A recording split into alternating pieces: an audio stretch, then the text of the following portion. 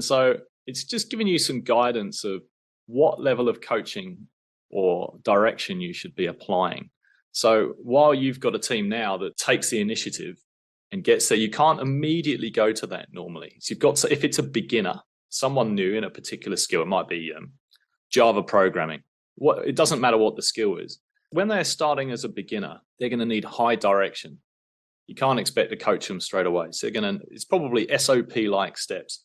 Hey, mate, when you're doing this, it's step 1, then step 2, then step 3, follow these steps. And after a while, then you want to get into coaching. Then you can start moving more and more back into a coaching style. But in the beginning, they definitely need that high direction. And eventually they're going to hit some kind of a problem. They make a mistake. And that's when you let them know it's safe to fail. And then you start going with the coaching scenario. And you say, hey, look, what do you think happened? Why did it happen? What do you need to do? And that's when you move to coaching.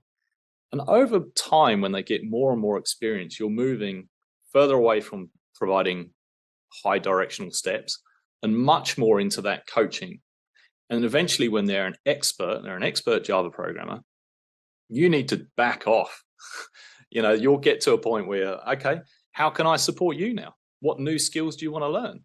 You don't want to be getting into them about asking them how they do their job in terms of Java programming. It's more, how can I support you going forward?